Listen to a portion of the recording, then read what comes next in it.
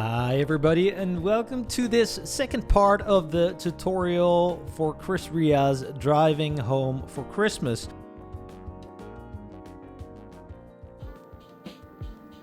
In part number 1, I showed you the chords. I highly recommend checking that one out first because in this tutorial, I assume that you know those chords, know how to grab them. In this tutorial, we're going to add the patterns, or in other words, see how we can add some movement and flow to those chords and get a little closer to the original, make it really come alive. So it's going to be fun and cool, I think. I'm excited for this one. Hope you are too. Let's dive in. So in this part, we're going to add some patterns to those chords. So again, this is the part where we assume that you know the chords, right? If you don't yet know them, the chords and the voicings, then go to the previous tutorial where I explain those. Link is in the description box below this video. If you do know the chords, you're at the right address. We're going to add some rhythm to it, starting with the intro, which is also, again, not really sure how to call this. I'd say the chorus maybe, right? It's this.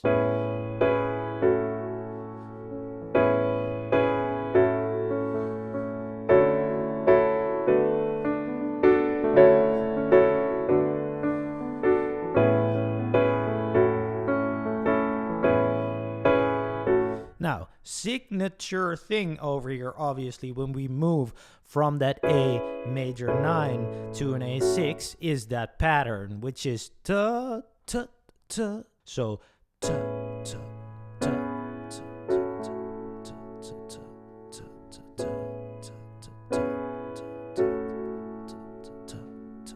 right? I think that everybody who has heard this tune will recognize where exactly these chords fall. And this is the beauty of approaching music like this. It's syncopated, but it's actually not that hard, right? If you just know how it sounds, then you can probably also imitate it like this. You can do it with just the right hand to start with, and then the left hand just leave the left hand just at those bass notes.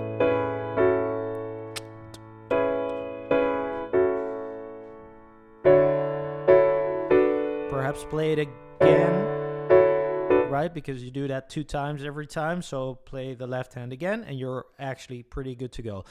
If you're adding that left hand over there, then obviously you want to add that as well, right? You do or just like that once.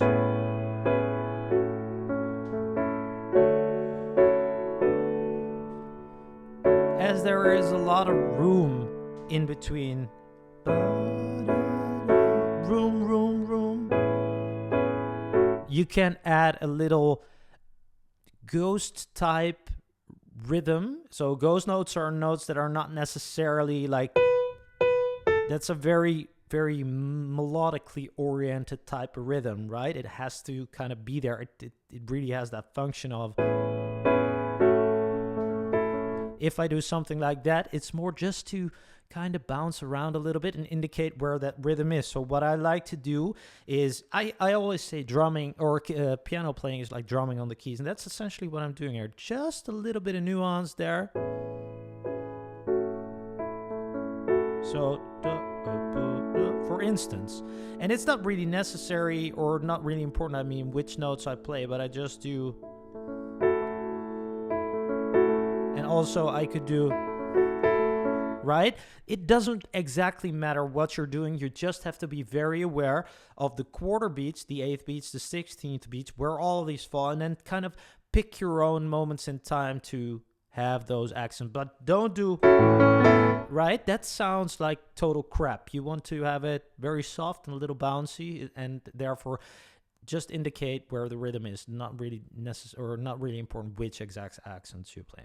Good. Having said that, we're going to go back to, so you can bounce around like that and do the entire driving home for Christmas while you wait to see those faces, right? That entire part. Intro, though, there's a lot more going on there because there's this piano thing, right? So there's a very difficult thing here where you have to do the left hand.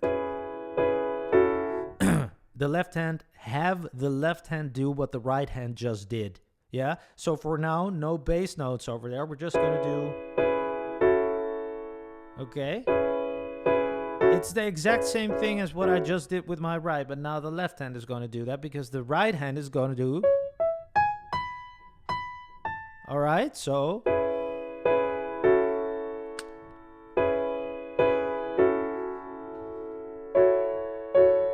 you want to practice that essentially till you're blue in the face, because that has to be kind of totally automatic for you to be able to do this simultaneously, because it's kind of tricky to know when and where exactly all these accents fall. But I'll try to explain it, and then it's just a matter of doing it very, very often, right? As a tip for this, you can slow down the video with the cogwheel, the bottom right of this screen here on YouTube, right at the bottom right. Do I say that correctly? Over there. There's this cogwheel, and you can slow down the video. That's kind of a tip, or else rewind it. And yeah, again, it's just a matter of doing it very often. Here we go. We go together, together, and then again together. So that first phrase is very easy. Why did I first show you the chords and now this melody? Because as you see, this is just walking up that chord, and it's always very good to see that string of notes as the actual chord it's derived from, right? So we're kind of just breaking up that chord and then landing on the root. That's very easy to remember like that, right? If you already have that grip. So there we go. Then, yeah, so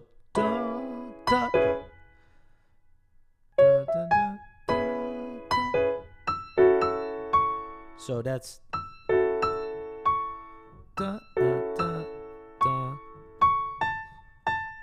and there we go to the D. So first two phrases over A.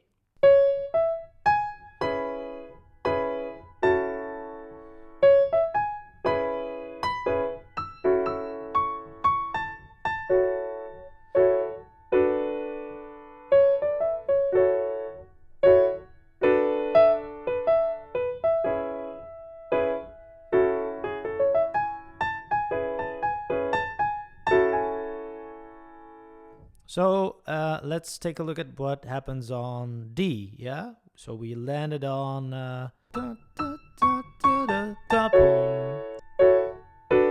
this is decently easy because we do and there's no right hand over there, and it only starts playing when this kind of landed. So da da da da da da da ba bum ba da da da. So da da da da da. Yeah, it's fairly straightforward. Just do it slowly, and you see what I'm doing.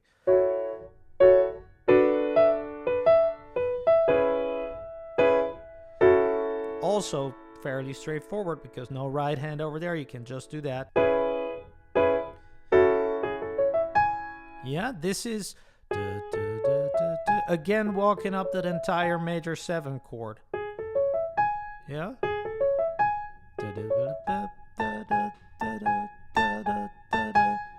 Again.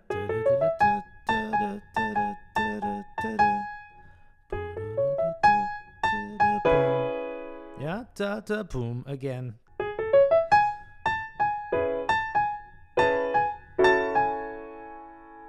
So these fall together, but not that one. That is again the ta-pum. Together, together. Yeah, so together with the A both times.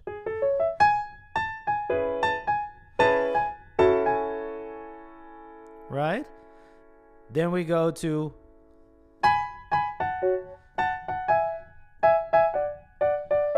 so that is walking down in thirds over the entire scale of A over there.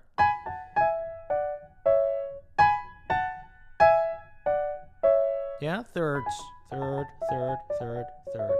So rhythm is like this.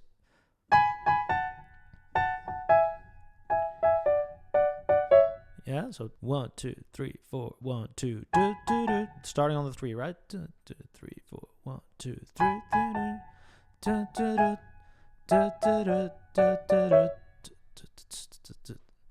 So if I do that slowly with the left hand included,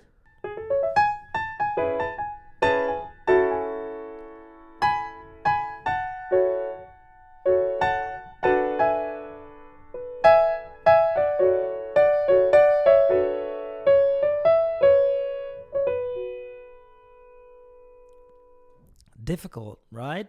But I think that since I've shown you where things fall simultaneously and where they don't, for that first part, you might be good by just checking this out real slowly. As I just showed you, you can slow it down with a cogwheel. I'll play it for you very slowly right now and just see where they fall to actually see where they fall together. And then again, it's just a matter of doing it very often. So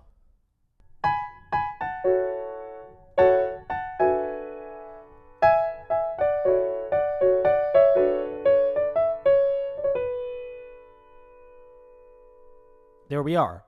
Now, again, the driving home for Christmas, we kind of got that part. So let's go to, yeah. So I showed you that the chords were C sharp minor, F sharp minor, B minor, and all minor 7, by the way, B minor 7, and then E sus. So let's see what we can do to add a little bit of flair over there.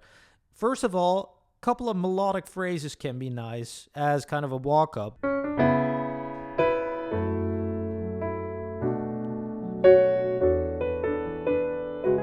Yeah, for instance, something like that. If you would just repeat that the entire thing, you got a little bit of movement, not too much. You don't want to play the melody all the time, but there's a couple of phrases in there. It could be nice. So, yeah. Or even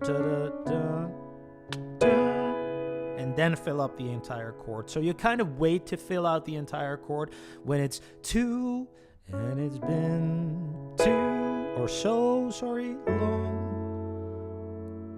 And then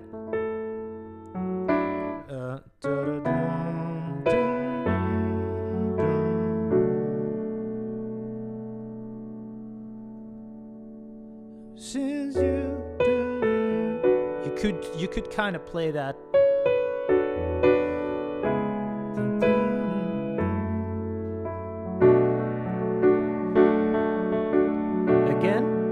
Everywhere where there is room, you can do such a little rhythmic. It's kind of emulating the drums, right? So you're just.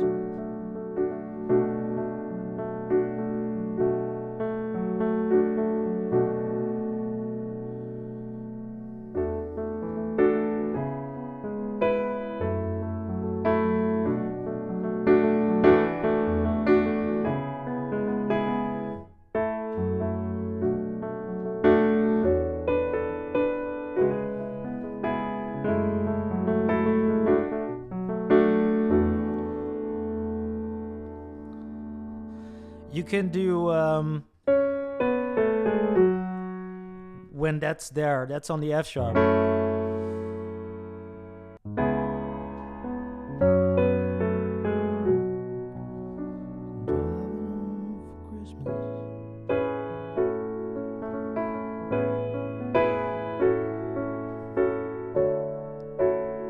And that is how you add movement to this entire thing. There's one kind of funny thing that's going on somewhere that goes like this.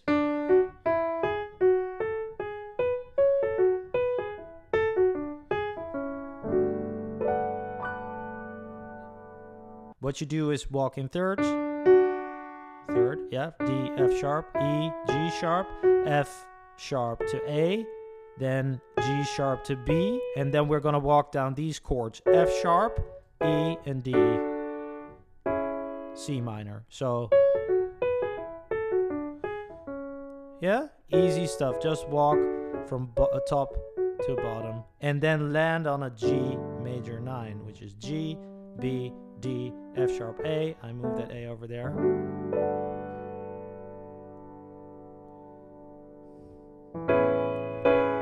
Right? And then you got the entire thing down. Guys, thanks so much for watching. Hope that you have fun with this and hope to see you in the next one. Bye-bye.